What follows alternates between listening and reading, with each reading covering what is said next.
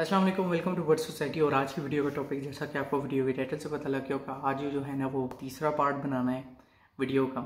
और कोशिश करूँगा कि इसी पार्ट के अंदर जो है ना वो वीडियो को ख़त्म कर सकूँ। तो बहुत सारे लोगों को अंदर ये मिसकंसेप्शन होती है कि यार जब मैं बजीज़ का काम शुरू करूँगा ना, तो बजीज़ का काम जो है ना वो किस तरीके से स्टार्ट करना है, मैं न्यू बंदा हूँ। तो इस सारे के ऊपर जो है ना मैं आपको अपनी बहुत जो है ना ज़बरदस्त सी स्टोरी सुनाता हूँ। अगर आपने स्टोरी मेरी शुरू से सुननी है तो आप जो है ना इस आई बटन पे क्लिक कर लें या वीडियो के ऊपर जाएंगे तो आपको जो है ना पार्ट जो है ना फर्स्ट मिल जाएगा। बल्कि मैं कोशिश करूँगा कि यहाँ पर और डिस्क्रिप्शन के अंदर आपको एक जो है ना पैरट्स के ऊपर जो है ब्रीडिंग के हवाले से जो है ना प्लेलिस्ट मिल जाएगी। उसके अंदर आप क्लिक करेंगे तो डायरेक्ट आप उन वीडियोज़ पे जो है ना पहुँच जाएंगे। तो आप लोगों को जो है ना वो मैं सिंपल सी एक बात बताता हूँ। जब मैंने बजीज़ को जो है वो स्टार्ट किया ब्रीडिंग करवाना, 1-1.5 साल तक मेरे पास ब्रीड नहीं आई। और उसके बाद मैंने क्या किया, उसके बाद बेसिकली मैं उनको जब स्पेस देना शुरू की, मेरी एक जगह जो है कंस्ट्रक्शन का काम हो रहा था, तो मैंने ब्रिजेस को जो है ना वहाँ जाके रख दिया ताकि लोगों की जो है ना इतनी ज़्यादा मूवमेंट ना हो रही हो। ठीक है।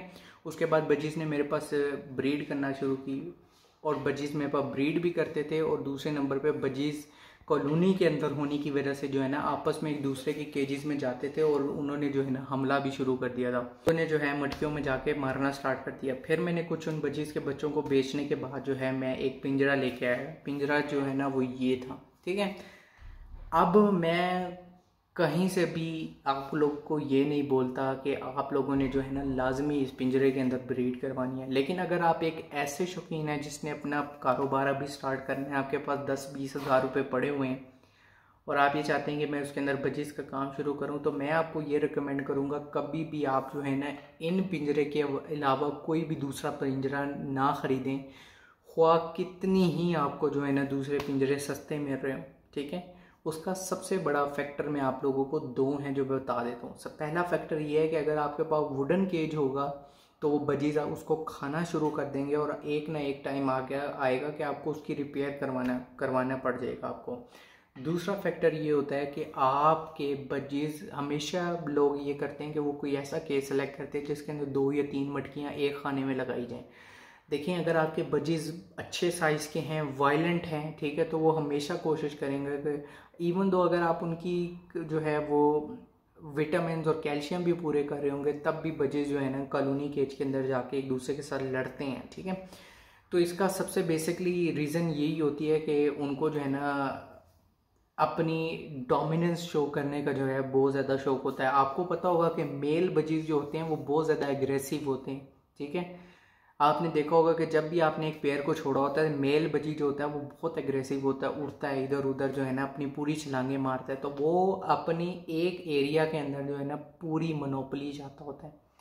तो इवन दो अगर आपके बजीज़ की कैल्शियम की कमी और ये सारा कुछ पूरा है, उसके बावजूद आपके बजीज़ जो है ना दूसरे के मटकियों में जाके मारते हैं सिर्फ इस वजह से कि वो अपनी डोमिनेंस शो कर सकें। ठीक है। पहली बात तो ये हो गई। दूसरी बात ये होगी कि जो केजेस जो आपको मैंने ये फोल्डिंग केजेस बताए हैं, इनके अंदर बजीज़ एक तो सिंगल टू सिंगल पीस रहते हैं और ये बजीज़ के लिए इतना बेहतरीन साइज़ है कि मैं आपको एक चीज़ बताता हूँ कि मैंने जब ये केज ख़रीदा ना, तो आपको मैं बता नहीं सकता कि मेरी तो जैसे दुनिया जो है ना अपसाइड डाउन होगी। ठीक है। जिस तरह जो मेरे पेयर्स कॉलोनी केज के अंदर बच्चे दे रहे थे, 6 से 7 बच्चे देते थे, तो उसमें से होता ये था कि लड़ाई की वजह से 2 या 3 बच्चे बच जाते थे और मैं उनको सेल करता था। तो मैंने अपने अच्छे पेयर्स को सिलेक्ट किया और उनको अलहदा इस केज में रख दिया। तो मैं आपको बता नहीं सकता कि 6-6 बच्चे जो है ना माशाल्लाह से मेरे पलने लग गए। उनका पानी का सिस्टम हर पेयर का अलग हो गया, दाने का सिस्टम अलग हो गया, मटकी का सिस्टम अलग हो गया, एक दूसरे की तरफ जाके लड़ नहीं सकते थे और फोर्स फीड करवाते थे अपने बच्चों को। ठीक है। डोमिनेंस शो करने के लिए वो अपनी तादाद बढ़ाते थे। ठीक है। और मैं आपको बता नहीं सकता कि इनफर्टिलिटी का कोई इशू हो, आपकी मादी बाहर अंडे फेंक रही हो, आपकी मादी के जो है ना अंडों के अंदर मसला हो, तो आप हर पेयर को एक तो इंडिविजुअली मेडिकेशन कर सकते हैं। लेट्स सपोज मैं आपको कहता हूँ कि आपकी कॉलोनी के केज में ना 2 तोते बीमार हैं, तो आप जब दवाई देंगे सारों को देंगे। ठीक है। हो सकता है किसी का मैदा बर्दाश्त कर जाए तो वो बच्चे, किसी का मैदा बर्दाश्त ना कर पाए तो उल्टा आपको तोते बचाने के लिए के एवज जो है ना आपको तोतों का जो है ना वो कुर्बानी देनी पड़ जाए। तो सबसे पहले मैं आप लोगों को यही बात बताना चाहता हूँ कि इस चीज़ का आपने ध्यान में रखना है कि जब आप उनको इंडिविजुअली जो है ना पेयर को आप ब्रीड करवा रहे हो तो सबसे अच्छा आपके पास जो चीज़ होती है वो यही होती है कि आप जो है ना अलग मेडिकेशन कर सकते हैं। कोई मसला होगा तो आप उस पेयर को डायरेक्टली जो है ना वो टारगेट कर सकते हैं किसी भी हवाले से। ब्रीड का भी आपको पता चल जाएगा कि अच्छा इन दोनों के रंग से ये हुआ है, इन दोनों के रंग से ये हुआ है। कॉलोनी के अंदर अपने जो है ना वो जोड़े तोड़ लेते हैं, एक दूसरे के साथ लग जाते हैं, 36 किस्म के मसले होते हैं। तो ये इन सारों से आपको जो है वो निजात मिल जाएगी। हाँ, सिंगल जो केजेस के अंदर जो है ना तोतों को 2 मसले होते हैं, वो भी मैं आप लोगों को बता देता हूँ। पहला केज का जो मसला ये होता है कि आपके जो बजीज हैं ना वो हो सकता है कि पेयर ना लगा रहे हो, तो आपके पास ब्रीड आने में बहुत ज़्यादा टाइम लग जाएगा। जबकि कॉलोनी केज के अंदर ये होता है कि अगर कोई इतने सारे तोते होते हैं तो कोई ना कोई किसी न किसी के साथ पेयर लगा देता है और आपको टेंशन नहीं होती कि यार सिंगल केज में रख के मेरा तोते जो है ना वो आपस में पेयर नहीं लगा रहे। लेकिन ये बहुत छोटा सा मसला है, क्योंकि ये कोई 1000 पेयर के अंदर, एक पेयर के अंदर, 2 पेयर्स के अंदर ये मसला होता है, ठीक है। लेकिन बहुत मतलब मैं आपको इसलिए बता रहा हूँ कि आपके जो है ना तमाम डाउट्स क्लियर हो जाएं। दूसरे नंबर पे बात, कॉलोनी केज से सिंगल केज का मसला ये होता है कि सिंगल केज के अंदर परिंदों को चर्बी लग जाती होती है, क्योंकि ज़्यादा उड़ने का उनके पास टाइम नहीं होता, ठीक है। लेकिन मैं आपको एक चीज़ बताता रहूँ, ये सिर्फ उन मादियों के साथ होता है, नॉर्मली ये नर के साथ मसला नहीं होता, ये सिर्फ मादियों के साथ होता है। और मादियों के साथ ये सिर्फ उन्हीं मादियों के साथ मसला होता है जो तकरीबन 1.5 से 2 साल के दरमियान के अरसे के पास पहुंच जाती हैं, ठीक है। यंग मादियों के अंदर बिल्कुल ये मसला नहीं होता, बिल्कुल इशू नहीं होता।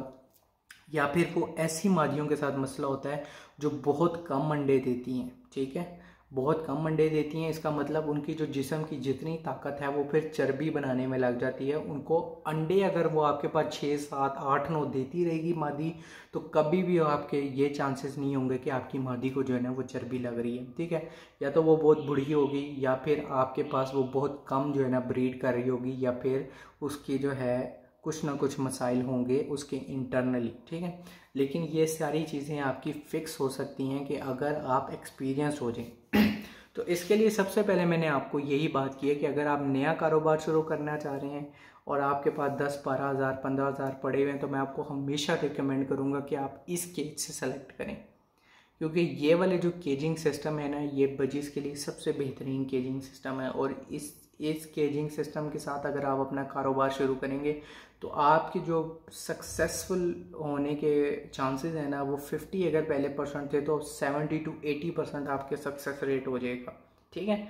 इस केजिंग सिस्टम का इतना फ़ायदा है। तो फिर मेरा ये जब केज मैं लेके आया तो मुझे जो है ना इम्प्रूवमेंट दिखी, तो फिर इस चीज़ का मैंने तहैया कर लिया कि लोगों को जो है ना बताने की ज़रूरत है कि ये केजेस जो हैं वो वाकई ही वर्क करते हैं। ये केजेस लाजमी काम करते हैं, 110% ये केजेस जो है ना काम करते हैं, इनका 100% आपको फ़ायदा होता है, ठीक है। तो उसके बाद जो है मैंने फिर जो है बहुत ज़्यादा जो है ना केजेस के अंदर सिंगल पोर्शन केजेस रख के ब्रीड करवाई। और मैं हमेशा कोशिश करता था कि मेरे अगर सिंपल बजीज जो है ना मैं उनको कॉलोनी के अंदर रख के ब्रीड कराऊं। लेकिन अगर मैंने पेटल वाले फ्लावर वाले बजीज ले लिए हैं, या फिर मैंने जो है वो किंग साइज़ के बजीज ले लिए हैं, या फिर मैंने जो है वो क्रस्टेड बजीज ले लिए हैं, या उसके बाद मैं आप लोगों को बताऊं कि मैंने अगर एग्जीबिशन का पेयर ले लिया है, तो फिर मैं हमेशा कोशिश ये करता था कि उनको सिंगल केजेस के अंदर रख के ब्रीड करवाऊँ कि एक तो उनकी ब्रीड इफेक्ट ना हो, कोई उनसे लड़े ना, उनकी ब्रीड को ज़ाया ना हो। बाकी अगर उनके साथ कोई भी छोटे मोटे इश्यूज़ होते थे तो मैं उनको रिजॉल्व सिंगल हैंड पे रख के कर सकता था, ठीक है। तो वीडियो फिर जो है ना वो लंबी हो गई, लेकिन मैंने कोशिश किया कि आप लोगों को A to Z इन्फॉर्मेशन दूँ कि किसी भी हवाले से आपका कोई किसी किस्म का जो है ना। तो इसी के साथ वीडियो का खत्म हो जाता है। अगर आपका कोई भी क्वेश्चन है वो मुझे कमेंट में लाजमी करें ताकि आप लोगों को जो है ना मैं वो उसका आंसर कर सकूं। तो इसी के साथ वीडियो का खत्म हो जाता है। मुझे अपनी दुआ में ज़रूर याद रखिएगा। अल्लाह हाफिज़, फ़ी अमानिल्लाह।